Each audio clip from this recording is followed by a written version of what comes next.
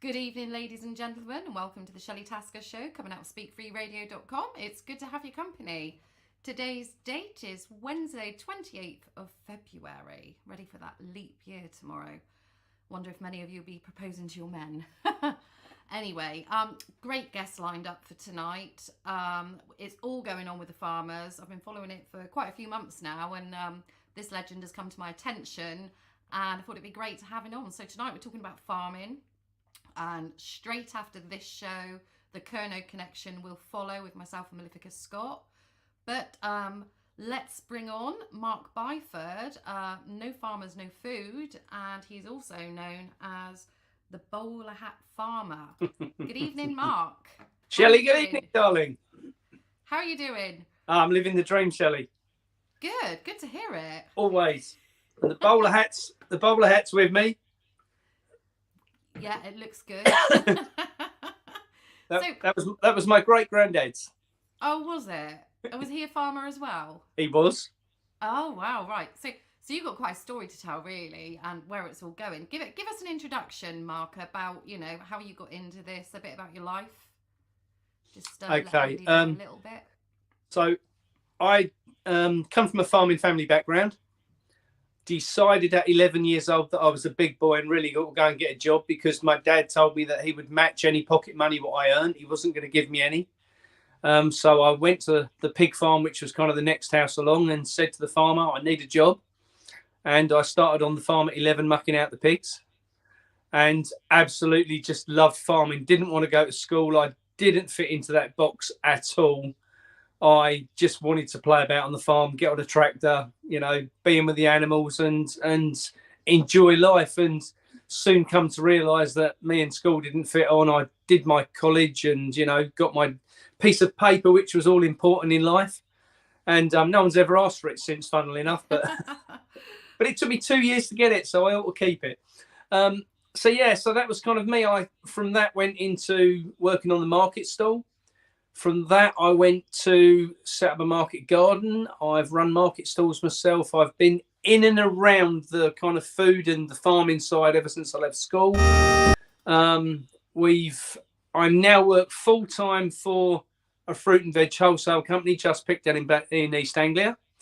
I have a small farm of my own. I've got a 16-acre site and a nursery site, which we're just in the process of setting up on the family farm.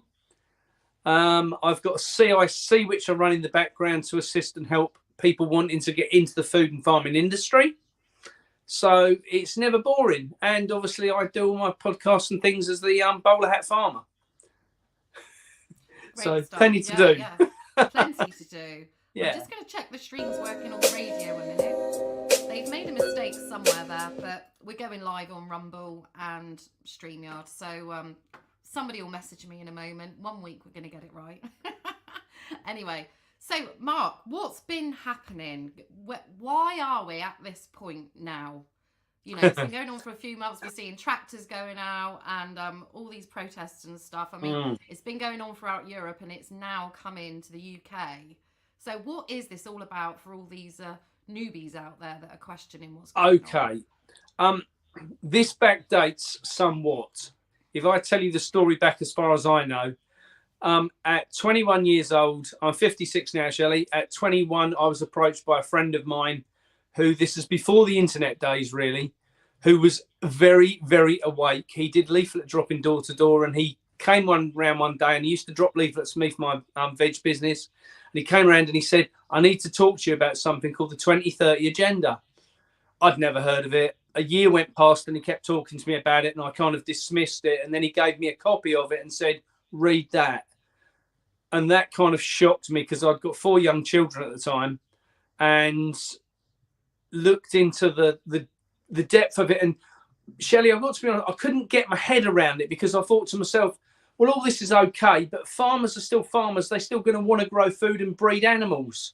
So this is kind of irrelevant until you get to 2024 and you start to see how they've put it all into place and how the governments are being manipulated by the WEF to push down these bullshit rules that just do not suit anybody from the general public of the farmers, the only person this suits is perhaps Bill Gates selling more bugs, or or whatever that might look like, from vertical farming to anything which doesn't consist of real goodness in it.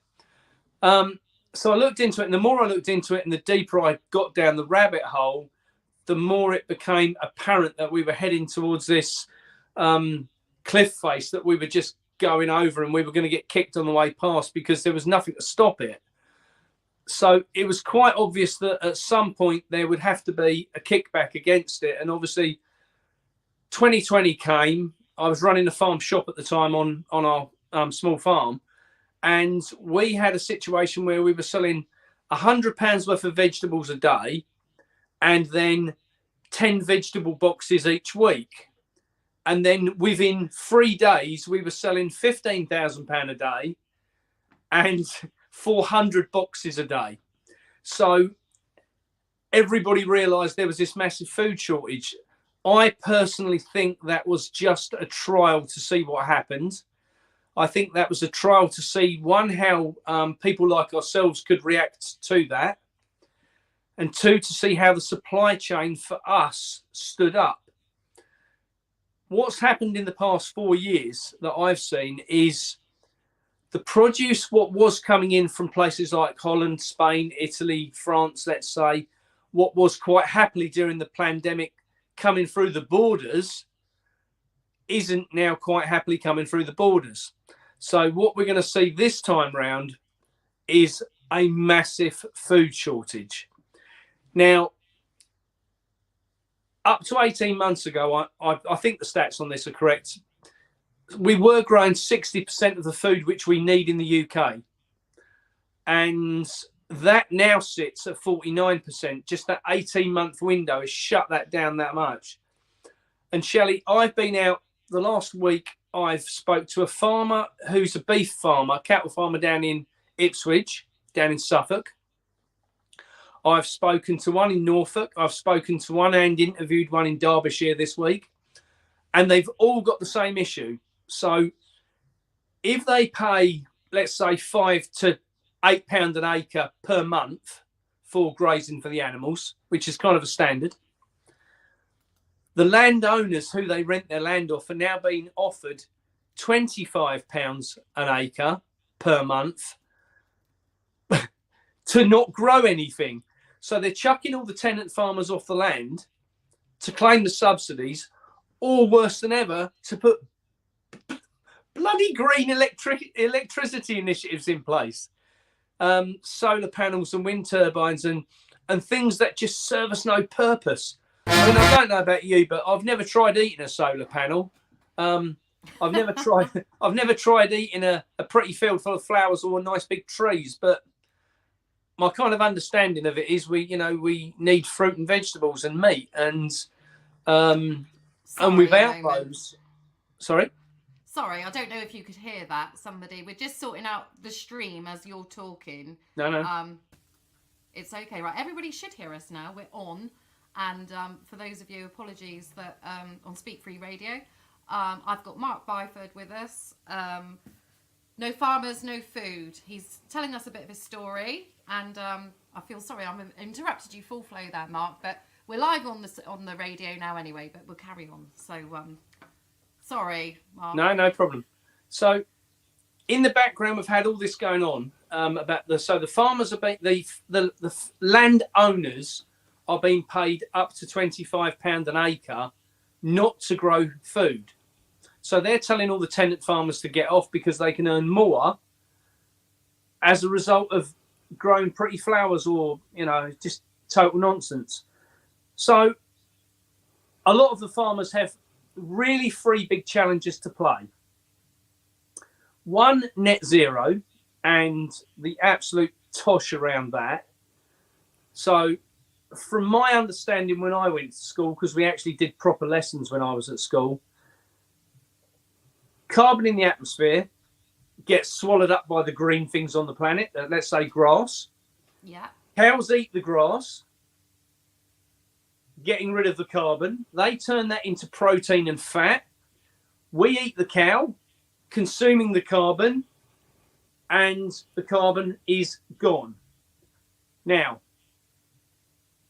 I don't know what most people think the carbon levels in the atmosphere are. I spoke to a friend today who's very much concerned about net zero, and it's a terrible situation. The cow's farting is just, killing the planet. and I said, can you tell me what the level of carbon is in the atmosphere?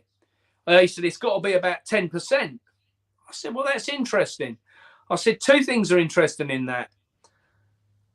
The actual amount of carbon in the atmosphere is 0.04%. It's a tiny, tiny percentage. Carbon is the food of life for plants. If plants don't have carbon, we simply have no oxygen. And I don't know about you, but I can't hold my breath for very long, so I don't really fancy that much. Now,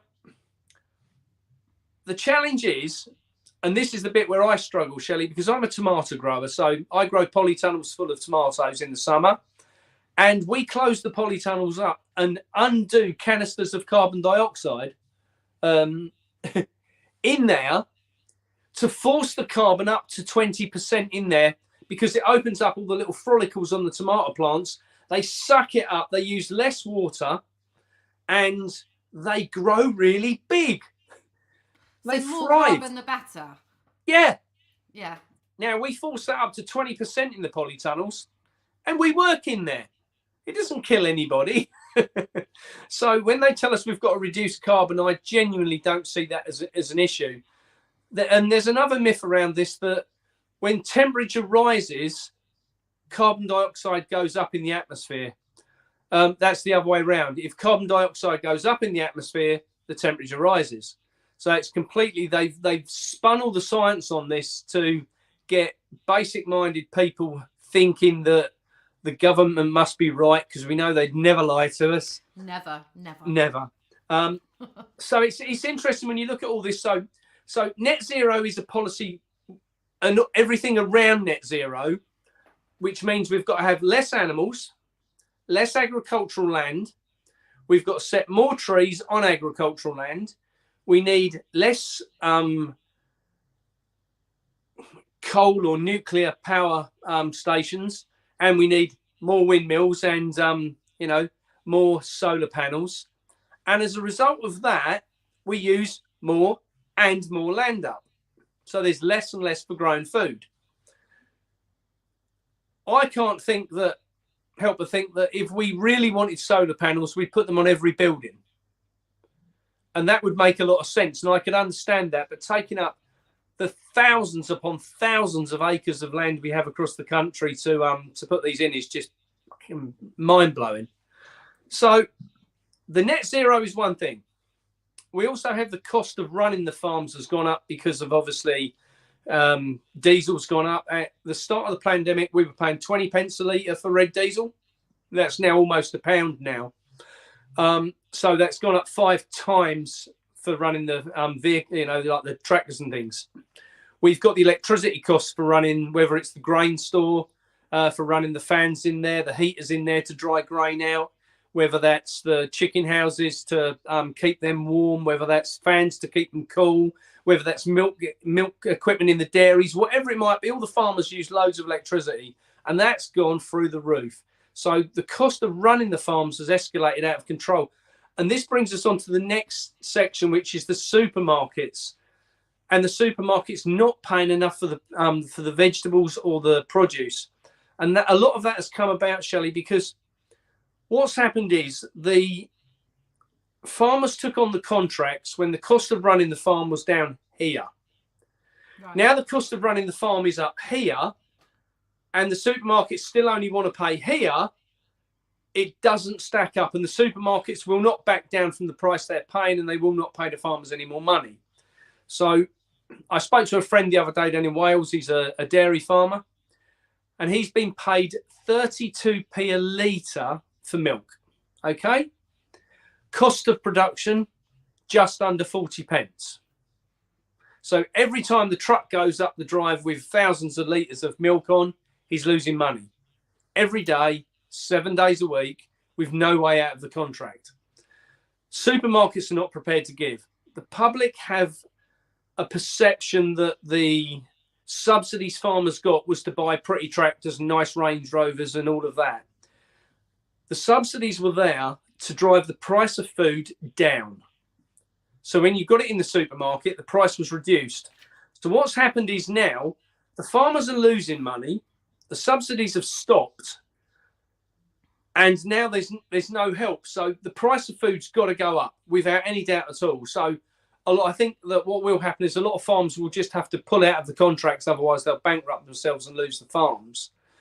And we're going to have to see price rises on food. And I know the prices have gone up in the shops for food over the past 3-4 years considerably. Probably in the last 4 years, food's gone up 50%, let's say. But that hasn't been passed on to the farmers. So that's why the farmers are kicking up at the supermarkets saying they're not being... And it isn't just the supermarkets, Shelley. It's the packers, the producers, as well as the supermarkets. Now, the packers and producers are generally owned by the supermarket. So it's the same culprit all the time that's causing the issue.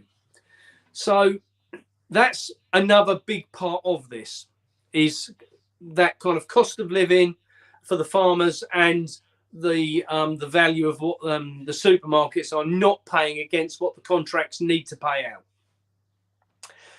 The last one, which is my biggest bugbear of all, is the bureaucracy involved. We have a situation across, not so much in the UK, I have to say, but in Wales at the moment, one of the big issues they've got is TB and how TB testing is done.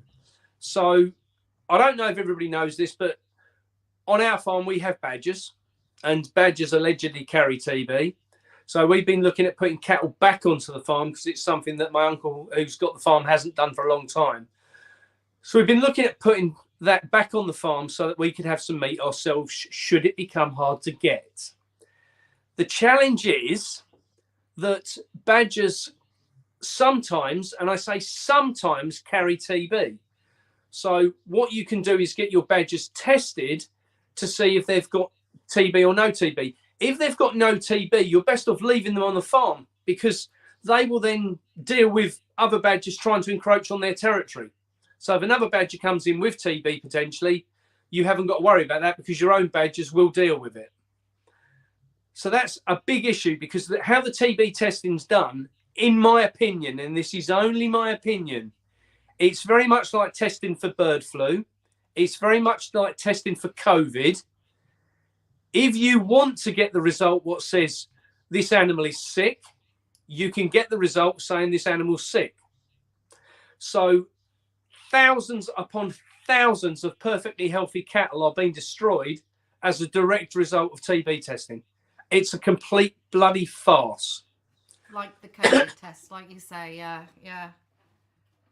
Oh, it's heartbreaking. So, and you know, I'm new to all of this, and I've been talking to a resident at a nursing home that I work in, and you know, we've been talking about raw milk and stuff like that today, and he was explaining to me that the only reason that they really pasteurize the milk now is because of TB. Well, they actually pasteurize milk for one reason, because if you have raw milk, it's good for you. Well, this is what I was trying to say, yeah. And there are farmers down it because I want to start getting it. But I mean, he's very elderly, and he said both of them. He said, "Look at me, I'm fine." And he said, "I was brought up on raw milk, basically." Absolutely. Yeah. But their excuse is that we pasteurize it so that like no TB gets into it and stuff. Well, I think it was originally done so it had a longer shelf life. I mean, right. You know, my first memories of me as a child was my grandfather used to keep cows. And I used to sit under the cow and milk it and drink it while I was there. I didn't die. Can you taste the difference? Oh, just mwah. It's like having a really good bottle of wine against, you know, some sparkly water. Right. And interestingly, actually, the price I saw in an article earlier that like milk in Tesco's at the moment, whole milk is £1.06 a litre. Yeah. And a bottle of Evian water is £1.15. Yeah. A litre. It's just mental. Well, you know what Evian spells backwards, don't you? I'm trying to work it out now. Naive. Yeah. And it's probably not any special water. It's probably just come from the tap anyway. Well, yeah. I mean, it's what it is, isn't it? It's just another one of those nonsensical things which we've been led to believe we need to do. Let's all drink bottled water and create more bloody plastic on the planet. Well, that's true. Yeah, yeah. I look at a lot of these green issues, Shelley, which they're dealing with, and you kind of think to yourself, a lot of this is if they really wanted to make a difference to the planet, they could really easily. But it's always the wrong things they're doing. Anyway, I digress. So paperwork is an issue. So the whole of the everything to do with DEFRA or the Environment Agency is a nightmare. They have got to the point they've become so bureaucratic and so top heavy with paperwork. It is just unbelievable. I always remember as I was about 6 or 7 and my grandfather took me to the cattle market in our town in Bury St Edmunds where we live, and he bought 2 calves, chucked them on the back seat of the car. We drove them home. Now you need about 200 pieces of paperwork in a special lorry, and it's just got so out of control. All right, I'm not saying that was right, but somewhere in between that being wrong and that being right, there is a world of difference now. The paperwork to take an animal to slaughter is just got crazy. So I think, every aspect of the of DEFRA, the Environment Agency, and local planning departments as well, they all need a real good, in my opinion, a cull back. There's been so much money. I think this is what the problem is. There's had so much money over the last 5 years pumped in to keep the economy going, to not admit how bad things are. They've given that money to governmental departments who have just spent it on getting more idiots in to do the job for the boys. So we've just ended up with so much bureaucracy. It's just burying everybody. Yeah, it's mental. It's mental. And I know it's a real passionate subject at the moment, and especially with the young farmers. I mean, lots of stuff that I'm seeing on TikTok and stuff. I can't believe really how many young farmers there are. Yeah. And it's got to be quite frightening. And Hank Wimpy is in the room, and he would like to talk about the decline of milkmen for a few minutes. You're right with that? Yeah, absolutely. Yeah. Else on board. Hank, if you're listening, we'll bring you in, my lovely. It's nice to get a guest. Well, not a guest, you know what I mean? But I think people feel really passionate about these and, this topic, obviously. Is he here? Are you here, Hank? Hello. Hello, Could you hear how me? are you doing? Where are you from, Hank? Hello there. From where, sorry? Hello? Hello, could you hear me? Hello? Yeah, I can hear. Where are you from, Hank? I'm from Lincolnshire in the UK. Oh, right, okay, great stuff. Yeah, what is it you wanted to talk about, my lovely? I want to talk about the decline of milkmen. Right, go for it. So basically, like, years and years ago, in Lincolnshire, in the UK, we used to have a lot of milkmen, and now we don't because of the decline and, like, the sort of supermarkets, basically, and the rise of corner shops. Milkmen have been put out of business. There's no longer any milkmen about, apart from this business called the Modern Milkman. You can't get the traditional milkman. It's cut a lot of jobs out, as the milkmen were supplied by the local farms, and it's just generally ruined the farming economy in Lincolnshire. Hi, Hank. Hiya. I think one of the things which has unfortunately happened, especially across Lincolnshire, some of the farms up there have got so big, and they're very much monoculture. So they only kind of grow one thing. They don't have mixed farms anymore, which used to, if one farmer had got, let's say, 50 cows and they produced 500 or 600 bottles of milk a day, that would be sent to a local guy who would distribute it. And unfortunately, now that a lot of the big farms have got so big and they only grow wheat or grow cabbages, whatever that might be. It's interesting you say that, because I had a conversation the other day. It's a company called Freshways, which, Freshways. They're I've heard of them. Yeah, they're one of the biggest independent dairies across the UK now, and they've just bought out Milkamore. I don't know if you know of them. They're the guys. I have, yeah. Yeah, across East Anglia, we have Milkamore still come to the houses. and they've just bought them out. And I asked the question, why would you be buying them out if if it's a decline in, on the dairy side, if doorstep deliveries is declining, and they actually think it's about to make a comeback because there's been so much demand across the country for glass bottles of milk and door-to-door deliveries again. And I think there is a lot, to be honest, Hank, that people are starting to kick back against the supermarkets. So I'd like to see a lot more of that myself personally. Yeah, I agree with you. I believe that more people are wanting to go back to the traditional glass bottle rather than the plastic ones you get because of the threat of microplastics. And people just generally, they don't want to see these sort of huge businesses such as the Modern Milkman, Milko-Mo, and all the big agribusiness in the UK. They want to return to the traditional milkman, get your glass bottles, go back to how it was. Because now it's gone, people are missing it. And it's just well, this one is of the those problem, things. isn't it? We never realise what we've got till it's gone. Yeah, exactly. No, we don't. And unfortunately, the younger generation, they wouldn't know what it is to have a milkman. I can remember like getting milk from the front door in the mornings and stuff, but my children would be like, "What do you mean a milkman?" And when you went out on a cold morning, the blue tits had had the top off of it. Yeah, it had to be put in special boxes and stuff. Yeah. So, are you a farmer yourself, Hank? I'm not a farmer. I'm just sort of a farm enthusiast. If you get what I mean. Yeah. I just really, I'm into farming. I'm into milk. I love anything like that. Right. Okay. Are you into raw milk, Hank? We were just talking about that. Well, in my time, I've had a few glasses of raw milk, and I got some from a farm in North Yorkshire, and it made me ill. But the other two have been fine. I've had some Jersey raw milk. That were really nice. It's it's different to what you get in the supermarkets. Obviously, it's really creamy. There's less not water. What you'd expect. Yeah, there's less water. It's less processed. Yes. It's nice to have every so often, especially warm. Yeah, absolutely. Yeah, you need to drink it warm. The closer to the cow, the better. You see, I know a couple of people that have said they've been ill after drinking raw milk, but then apparently that's due to it not being through the cleaning process. It actually isn't. What it isn't. What it is that your body isn't used to it again. So, it's so rich. That's the problem. It's it's like you having a really good Indian, for instance, and your body's like, oh my God, I've got to react to this because I'm not used to something like that.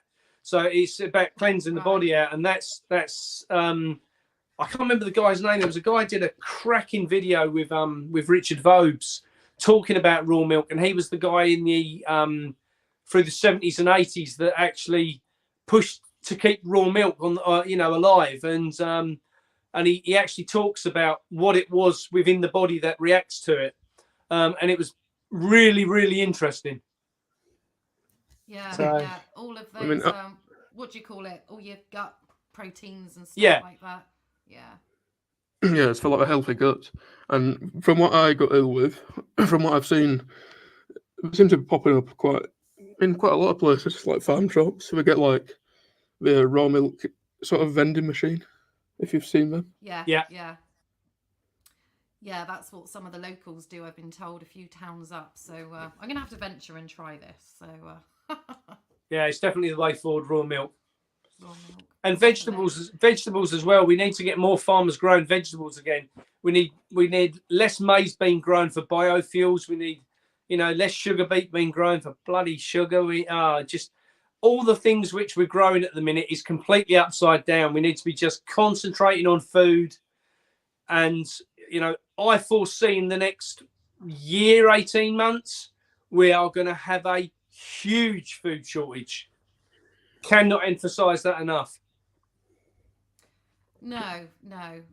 It's like I say, Agenda 2130. It's come about very quick because I remember like really hearing about this like 5 or 6 years ago, and even interviewing like Sandy Adams on the subject and stuff. And you think it's years away. It's just crept up, hasn't it? Yeah. All the things like no flying, no meat, and what was it? By 2050, they're hoping that there'll be no meat available at all. And we'll be like helping ourselves to jellyfish on the fish counter and stuff, and apparently more fish. And that's what makes me laugh because already now, like they're it's hard on the Hank. Oh, he's gone. yeah, that they complain about the fishing. We can't fish here because there's not enough fish and everything like Sure. that. So yeah, but yeah. So right, going back to it, and also like they're gonna be bringing in AI technology, aren't they, as well? I I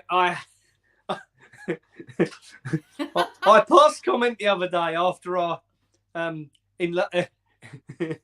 industrious leader, our Prime Minister, did a cracking speech, which he thought he was brilliant at the National Farmers Union.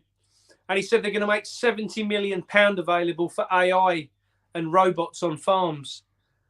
Well, Shelley, just to give you an idea, it's about £1 million to set up the basic robots on one farm.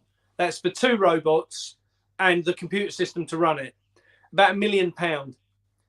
So 70 farms are going to qualify out of the 105,000 farms in the UK. Oh, it's just mental. But the problem is that people who don't understand the maths go, oh, 70 million, that's a lot of money. Oh, well done. Conservatives did well there. It's a complete farce.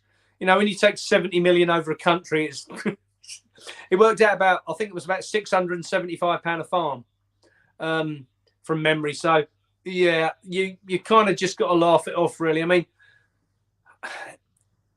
you don't gain anything by having the AI side of things. If a robot isn't going to know if to make the decision if to plough the land or not because it's too wet. I mean, my uncle, I going to work for the fruit and veg wholesale side about 3:30 in the morning. And as I was heading out the drive, he was going out with he was then coming in, with a tractor, with a plough on the back. And I said, what have you been up to? He said, oh, there was a frost, so I thought I'd get out while the frost was on the ground and get some ploughing done. Now, a robot's not going to know it can or can't plough a field in accordance to how wet it is or how, is the ground firm enough to hold the tractor, or that's the experience of generation upon generation of people and knowledge being passed down. And just honestly, I just think they're clueless. If you want to produce, if you use robots to grow in containers, for instance, or warehouses, then I kind of get it, but the investment what's got to be made is just bleeding phenomenal. And I don't see it personally stacks up. I mean, from my side, I do not understand at all if we've got 8 million people unemployed in the UK. I know the statistics might tell you a lot less, but the reality says it's a lot more. They've moved all the school leaving age up deliberately because that meant they can falsify the figures, obviously, and people on schemes which don't apply to be unemployed.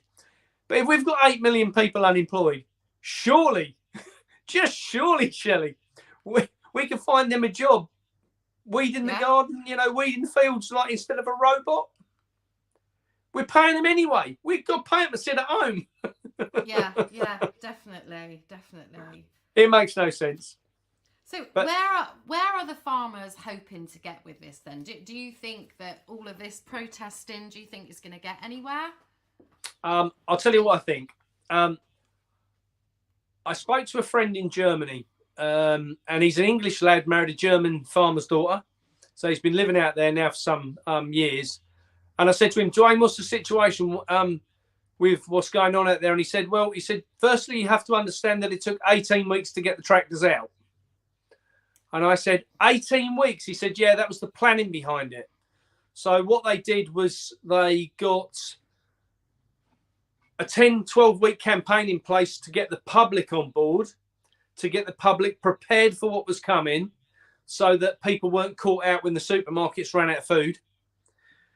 They then, with military precision, took every major capital across Europe, followed by all the smaller towns as well. They've blocked all the motorways. Obviously, the mainstream news are not covering any of this. So we started talking, and 7 of us got together originally and started talking about what that would look like in the UK. That soon got up to 70. That soon got up to the yellow board families across the UK wanting to start to get involved in protesting on the roundabouts and things with no farmers, no food banners. And it snowballed from there. what we're finding now is that tractors are starting to go out, and I think that will escalate considerably after today's rally in Wales. So thousands turned out today for the Welsh to see the Welsh Assembly. The Welsh government tonight have, from what I can make out, and I haven't looked into the back end of this yet, but the kind of voted 30-30 in the election tonight. The MPs have in Wales. So they've not said they will support the farmers. They've not said they won't support the farmers. Bottom line is, I think after today that the farmers will now take proper action. That, I think, will spread across the UK quite quickly. I think that anybody who does not have food in at home want to make sure they get some in, personally. I think that, unfortunately, the government aren't listening. All right, it might be the government can't listen because the WEF haven't given them permission to.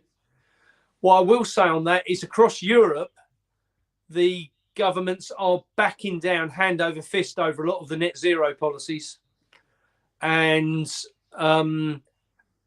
definitely there is headway being made in Europe. But what I will say is, despite all the headway, what the government tells you is being made, the farmers still haven't gone home. Now, one of the things I said to my friend in Germany was, well, how come you're still out? Because the government's caved in on most of the things you're asking for. He said, do you believe them? I don't. Yeah. He said, and that's the problem. He said, you know, we've all had lip service before. He said, there's another point to this as well, Mark. He said, is that if we go back to the farms, we'll never get the opportunity to come back out. That will be it. This will be the last time the farmers ever get the chance. There'll be new legislation put in place that will just stop this happening. And what they've done, Shelley, to get themselves, this gives you an idea of how organised they are. So obviously, farmers need to grow produce. This is the bottom line. The animals still need to be fed. The fields still need to be tended to. So they've got a system as by where a third of the farmers are on strike, a third of the farmers are on the farms, and a third are either going to or from the protest or the farms. So they're keeping all the fields done. They're keeping all the animals fed. They're making sure that the food what is available is going to small consumers or small retailers and small supermarkets, farmers markets and farm shops, places like that. They're using all the green lanes, which are the farm tracks, to distribute that out to the public so that they're not getting involved in going on the motorways, which they've obviously got blocked off. So the people like supermarkets can't get lorries through, but they can still get a tractor and trailer through down the side of a field and, you know, still get food moved about. So they have had this planned out very well. They've had this planned out in depth. They've rolled it out. They've crippled Europe completely to its knees. And I have to say, I see that happening here. You know, Shelley, you have to understand, farmers are busy people. The last thing farmers want to do is actually go on strike. They don't actually want to come out. They want to be producing food, but they've been stopped producing food because the government won't listen over initiatives that are in place to drive food production down. You know yourself, Shelley, you just said by your own admission there, if we're down at 49% at the minute, it's dropped 11% in the last 2.5-3 years. Where's that going to be in another 2 years? As we head towards 2030, we know we've been told no planes, no trains, and no boats coming into the UK. No food is being shipped around the planet on the scale it was before. Lots of countries out there have got bans on food production being moved. So China, India, Pakistan, for instance, which are some of the biggest, and especially Russia as well, some of the biggest grain producers of the world that feed places like Africa. Ukrainian grain used to predominantly go to Africa. So with all the hassle what's gone on in Ukraine over the past couple of years, the Africans are the ones who are getting completely shafted on this. They're getting it from all angles because what they were getting disappeared. The grain what would back up that situation if that Ukrainian grain didn't get there isn't there now either, because those countries have put bans in place to stop grain being moved. So the idea is everybody knows what's coming. Everybody knows worldwide food shortages are coming. So governments like China, India, and Russia are just stockpiling it instead of shipping it around the world. So, the British haven't, or European farmers, not so much, but the European governments have the ability, like they did in the 70s, for instance. We had milk mountains, grain mountains. That now doesn't exist. And we're now in the position that we've got the food production down. We've got nothing in storage, and they want to cut the production down by another 50% in the next 2 years. Well, that just doesn't stack up. The plan is to get rid of you all, basically, isn't it? Well, I think we both know, Shelley, don't we, that the carbon they want to get rid of is you and I. Well, yeah, exactly. And, what they give you in one hand, they take out of the other hand. All of this at the moment, your energy bills are going to be X amount cheaper. But they'll just put something else up. And I mean, I'm sure I'm not the only one. We need to shop local. And I'm a hypocrite myself. And I was listening to what you said somewhere else. And you were saying that meat that comes from other countries that's imported is not even frozen or anything. Oh, no, don't. Can I tell this? Because yeah, please do. I discussed this on the channel the other day, and I think you must have seen it. So I went to see my local butcher to buy some meat, and I said to him, "Have you got a leg of lamb?" And he said, "I can't buy English market, it's so expensive." And I said, "I can't work this out. Why is it so expensive?" He said, "Well, the problem is," he said, "New Zealand lamb is obviously," and I realised this, New Zealand lamb is subsidised by the New Zealand government. So because they've got so much of it and they need to ship it to the rest of the world, I assumed in my naivety that lamb coming into the UK would be frozen in big boatloads and brought into the UK, and then, it would be defrosted once you've got it home. No, they gas it fresh when it's slaughtered. They gas it, then ship it in containers full of gas to the UK, taking months upon months to get here. And once it's here, they then ungas the container, and at that point the meat starts to deteriorate like normal meat would. But it's 3-4 months old by that point, Shelley. And when you say gas it, what sort of gas are we talking about? I'll be honest, Shelley, I don't know what that is. And is that from New Zealand, or do you think that's like all meat that's imported into this country? I think that's all meat that's imported. The more I've dug into it since, I can't emphasize enough. And I watched a video the other day, and I double checked back on it. And I've got 2 or 3 butchers I deliver vegetables to, and I was catching up with them, and I said, "Look, is this true?" Because I do talks, and I kind of need to make sure my facts are pretty straight. And I was talking about the New Zealand lamb, and all the butchers are like, "Yeah, no, that's true." And the other thing what came out was supermarket pork. When you cook bacon and sausages, it's all bubbling away in the pan, and it's all lots of water. 20% of the weight of your meat from a supermarket is made up of water. Right. Salt water to keep it fresh and keep it so they can keep it in the plastic longer. And they spray the meat red as well, don't they? They use red colouring or something. Yeah. Of course, yeah. Oh, there's nothing real about meat anymore. But I went to the butchers, and it wasn't expensive. I bought some bacon, some sausages, and some pork chops, and some chicken breasts, and it was just over 20 quid. And I was like, well, that doesn't seem a lot of money to me for good quality meat. Yeah. All right, and that might have been slightly cheaper in a supermarket, but when you're looking at the fact you're getting 20% water, and it's come from the other side of the planet, and it's been shipped around and gassed and all of that, I think I'll pay me 20 quid. Yeah, no, absolutely. And, I know people say, I can't afford to eat organic. I can't afford to do that. But they go out, and spend a fortune on other shit and stuff like that. It's like, absolutely. It's your priorities, isn't it? And I mean, it's, I can't tell a lie. When I've had poorer days, like when I was growing up and first, like, looking after myself, a good old Tesco value sausage. Oh, tasty. Look at it, like 5% meat.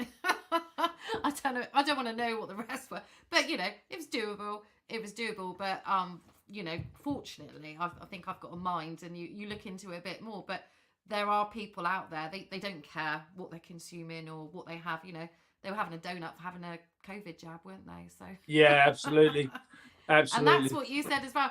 Is people don't think, you know, when you look at that donut, you don't look at, we need a farmer to make that donut. Yeah, I think, you know, that video I did was about the, you know, 4 farmers to make one cake. And I'd gone into the bakery. That one came about. I went into the bakery to deliver their veg, and while I was there, he said, "Oh, you know, because I grow their root, you know, a lot of the rhubarb which we sell." So, and I went in and said, "Oh," he said, "Mark, that rhubarb, what you got us?" He said, "We've made these rhubarb. I think they were called rhubarb turnovers or something." So it was a pastry base with like a custard in the middle, the rhubarb on top, and some cream on top with some sugar sprinkles on top. And I said, like, you know. And I made the video saying, you know, how many farmers to make my breakfast? All right, it wasn't a very healthy breakfast. I'll give you that, but it was tasty, real tasty. It was real milk, you know. It was real butter, real sugar on the top, and real rhubarb. You know, and the pastry was delicious. And I messaged Joe at the bakery, and I said, Joe, I said, I just want to make sure that I'm okay to put this video out. And I checked the facts, and he said, yeah, that's fine. And it went on Twitter on the No Farmers No Food page, and it got 130,000 views within about 2 days. And even my mum said to me, you know, we forget how simple food is and who's involved in making that.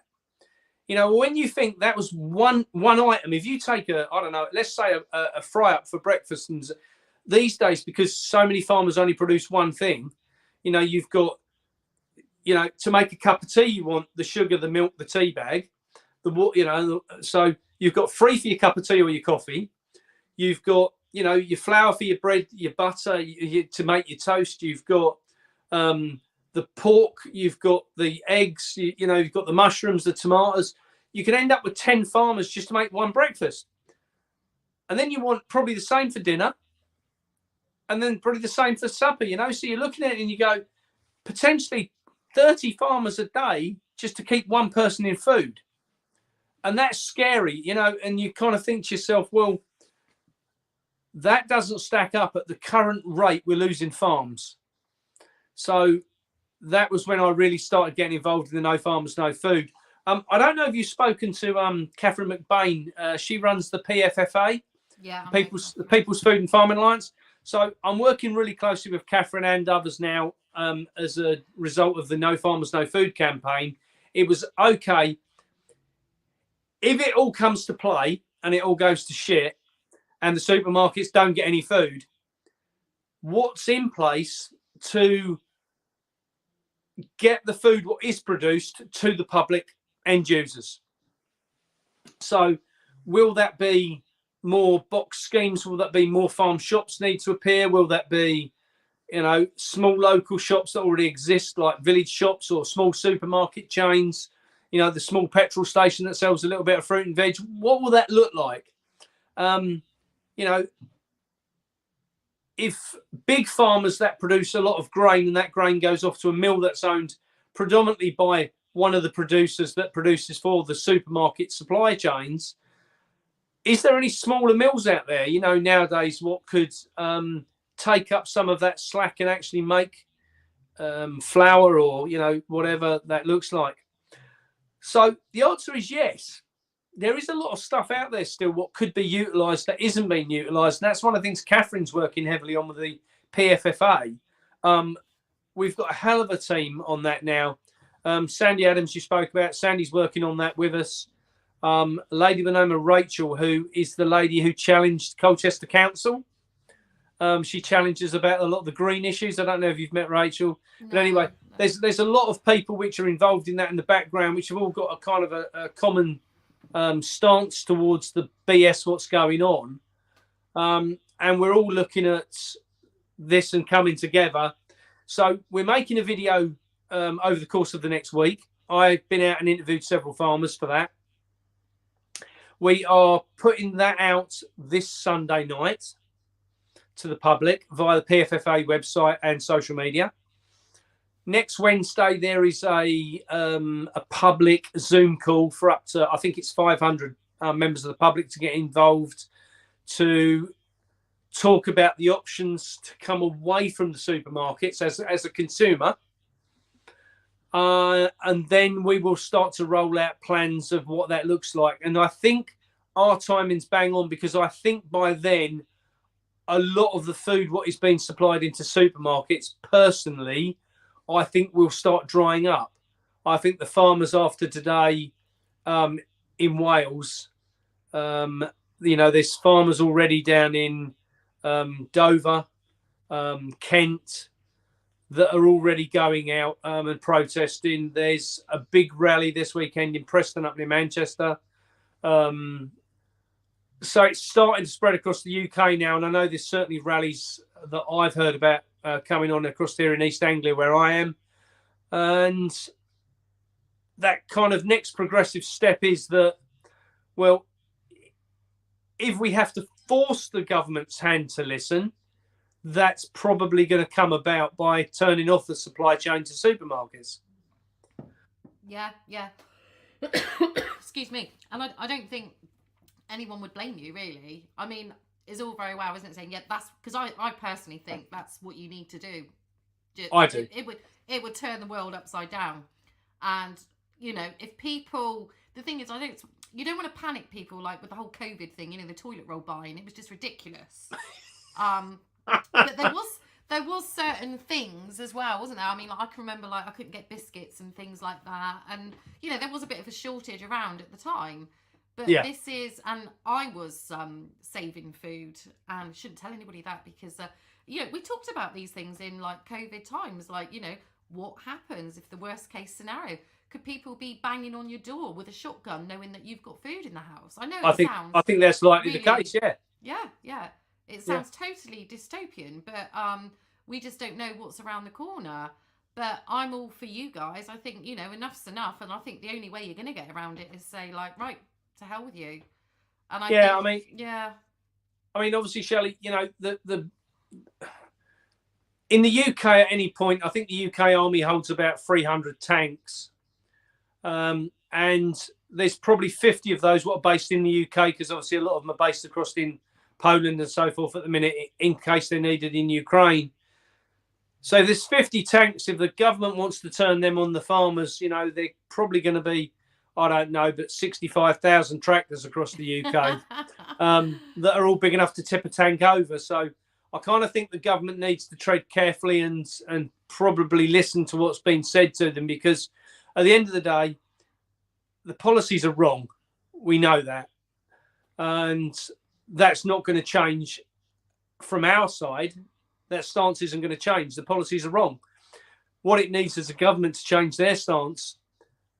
Farmers are very, very scared at the minute, Shelley, and scared people do, potentially dangerous things.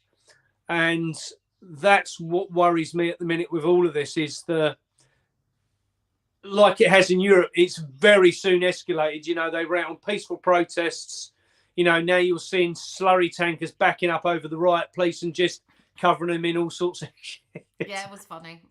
And it is funny. You think to yourself, but God, that guy must smell nice when he goes home. But I don't know what they're trying to achieve, stood there with their helmets on and their batons in their hand.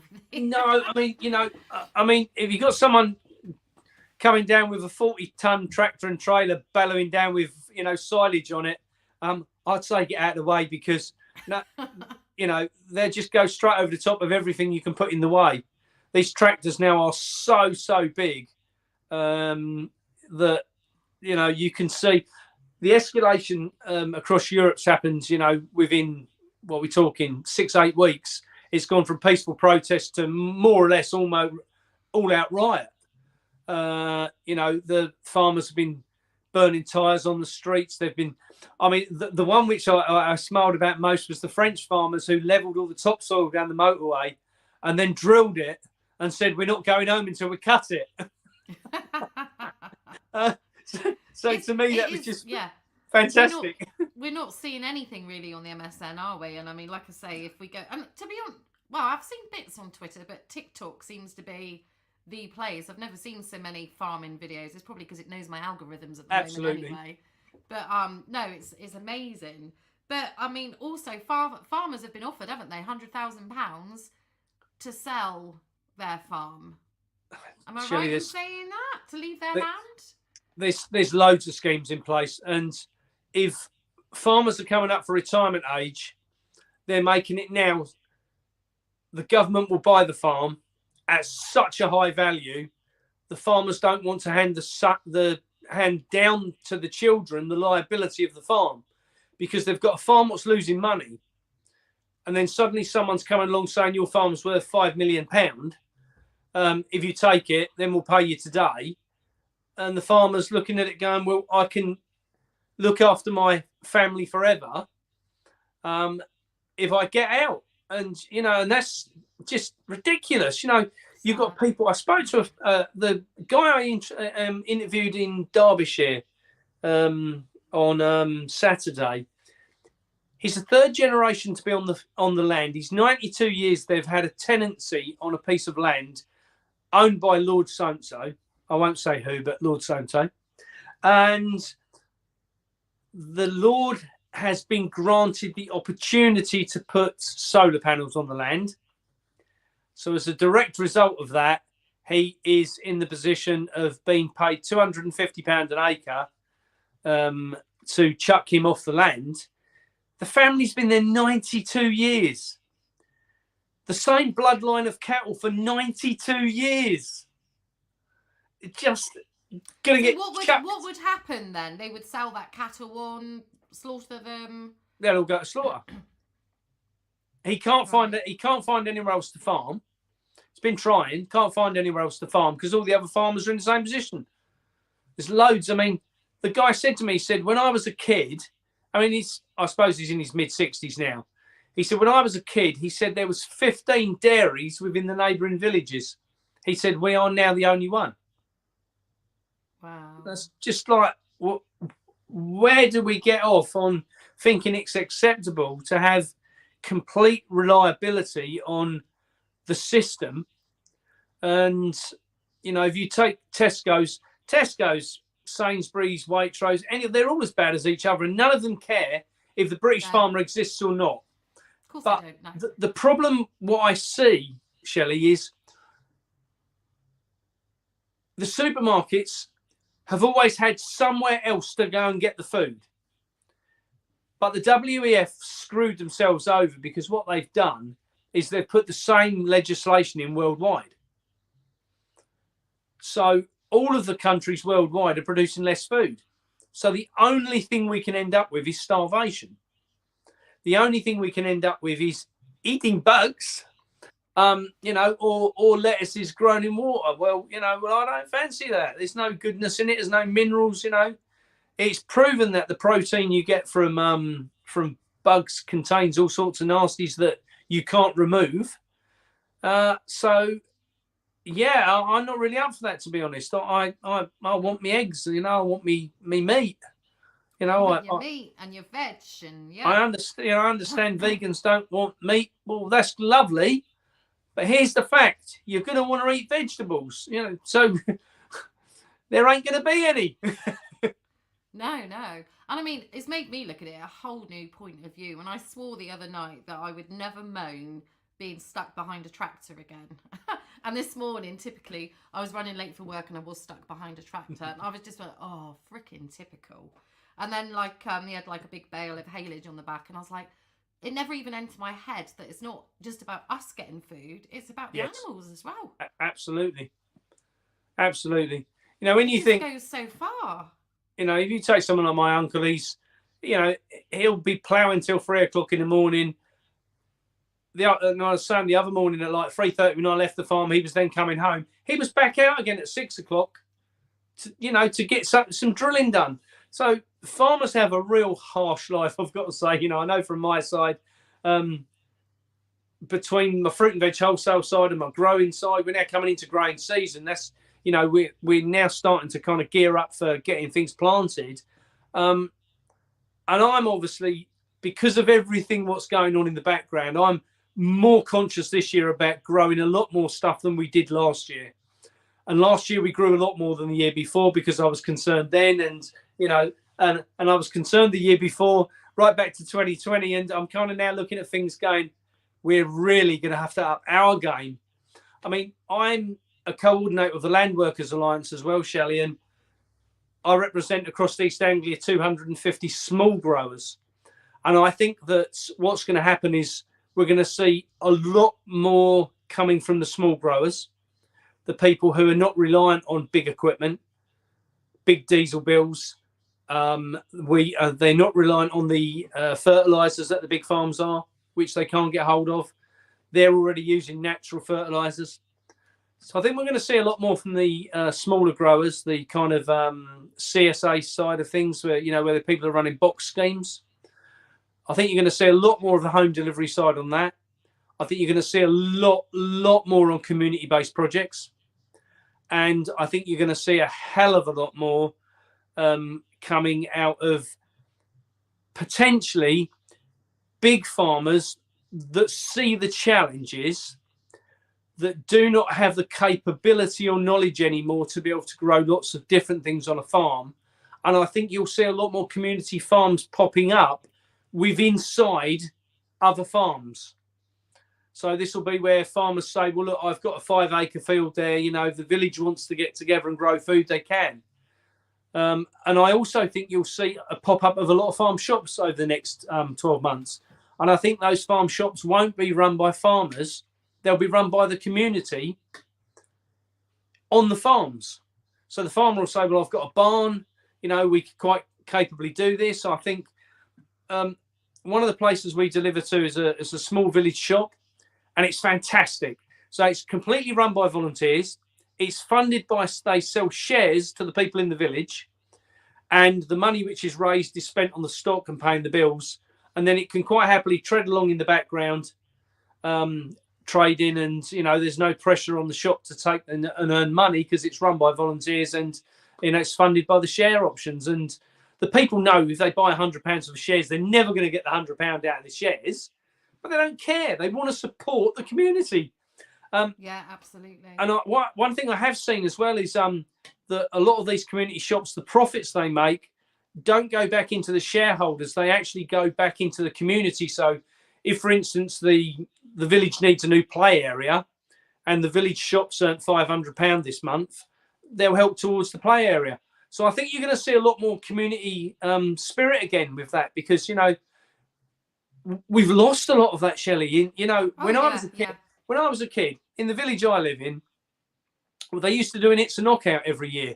And all of the neighbouring villages sent a team to fight against each other in all the challenges. Brilliant. And that was fantastic. And everybody went. Literally thousands of people came. You couldn't do that now, though, could you? Because there'll be health and safety. You think, let's just have a fun day at the local park. Oh, no, have you got insurance? Like the carnivals. It used to be the carnivals in my day. And I think be wonderful for our town. Oh, no, health and safety. Yeah. Can you imagine sitting on the back of a lorry? Wow. I did, yeah. And that Me too.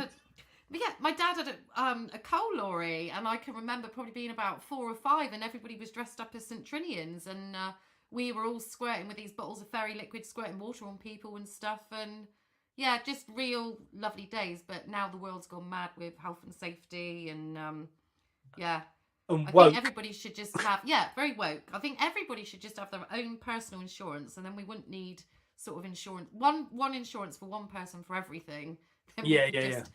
Sort ourselves out. But can you imagine all these stupid people, how much the policies would be? That's very true, yeah. But the problem is, they don't realise they're stupid, do they? Anyway, I know any minute now that the end music is going to come on. So, Mark, thank you so much. It's been a real privilege tonight to chat to you. And Shelley, thank you. And good luck. And I hope at some point in a few weeks' time, you'll come back and we'll have an update. And let's get the message out there. Yeah. I think you're going to see a lot happen in the next 2 weeks. Oh, it's exciting. I'm going to start buying food. Sharpen your pitchfork. Yeah. Well, when I did this before, though, I had a huge plastic tub in my loft full of food, and it attracted the mice, and they got through to everything. Oh, lovely. So I don't recommend that anybody. But Shelley, can I just ask one thing? I've put a new a friend of mine put a new YouTube channel up for me Right. called the Bowler Hat Farmer, and Right. I'd really like people to go there and support that. Yeah. I will add the link in the comments when I've finished. And yeah, absolutely. Yeah, Thank please follow everybody and support your local farmers. Yeah, Absolutely. definitely. Yeah, it's been wonderful. Thank you very much, Mark. Thanks, Shelley. Have a And great good evening, luck. my lovely. Keep up the fight. Yeah, take care. Absolutely. Thank See you. soon. Bye-bye. Bye. Bye-bye. Well, there, Mark's gone. That was really lovely. Certainly a big eye-opener, and I myself, I will be making the effort not to shop at the local supermarkets, and I definitely want to try out this raw milk, definitely. So I don't know if we're still running live. I don't think we are. Right. Anyway, guys, I will be back same time next week with Mark Windows from Windows on the World. Is it? I think. Anyway, have an awesome week, and we're still on Speak Free Radio next with the Kerno Connection with myself and Malefica Scott. Have a great night, guys. Take care.